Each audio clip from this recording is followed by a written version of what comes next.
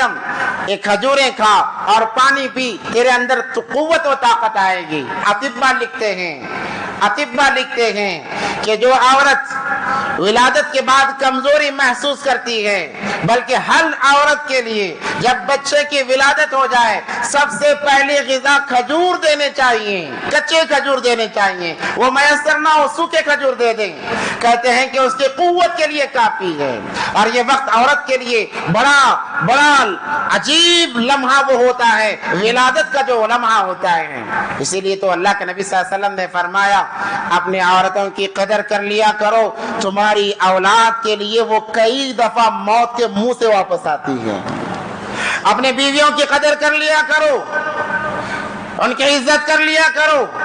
آج جو لوگ اپنے بیویوں پر ہاتھ اٹھاتے ہیں، خدا را احساس کریں ذرا، اگر تمہارے باپ نے تمہاری ماں کی قدر کی نہ ہوتی تو تم دنیا میں نہ آئے ہوتے ہیں۔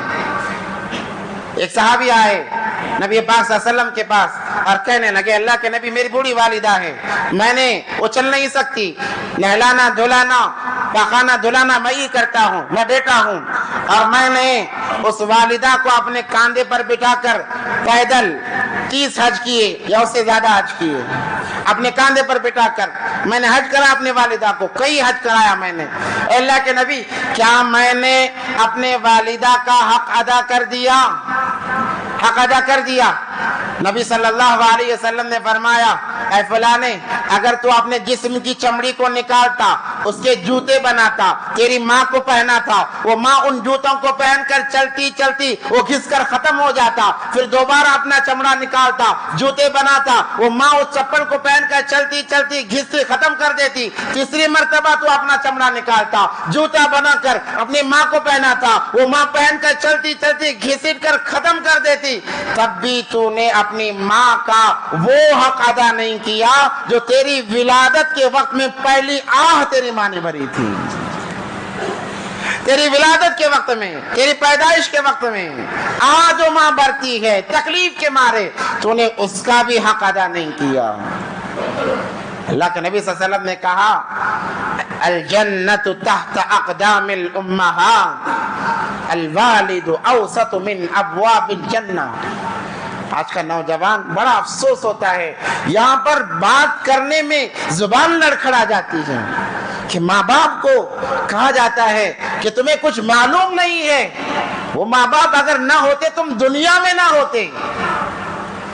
اللہ نے قرآن میں فرمایا وَلَا تَقُلْ لَهُمَا اف بھی نہ کہنا۔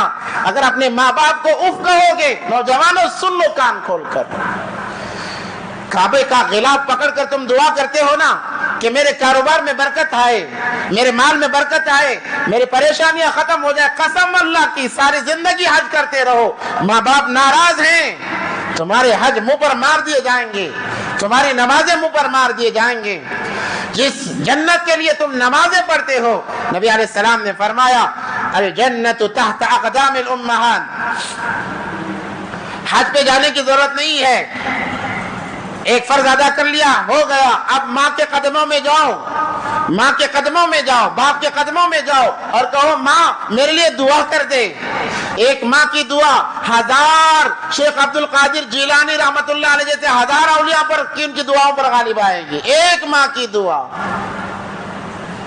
ماں تو وہ ہستی ہے، باپ تو وہ ہستی ہے کہ وہ جنت کا دروازہ ہے، جب دروازہ نہیں کھلے گا کہاں سے اندر جاؤ گے؟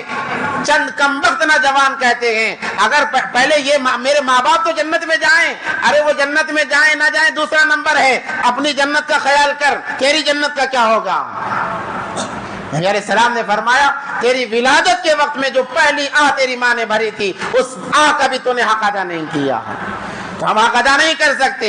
اس لیے کہا جاتا ہے کہ جب بچے کی ولادت ہو، اطباء کا قول ایک کھجور کھلاؤ تاکہ اس کی کمزوری ختم ہو جائے، اور ان نوجوانوں سے جو بیویوں پر ظلم کرتے ہیں خدا را رحم کریں، تمہاری نسل بڑھانے والی وہی تو عورت ہے، وہی تو عورت ہے تمہاری نسل بڑھانے والی۔ نبی علیہ السلام نے کیا کہا؟ انا خیرکم خیرکم لأہلی، سب سے بہترین انسان، پوچھا اللہ کے نبی سب سے بہترین انسان کون ہے؟ سب سے بہترین انسان کون ہے؟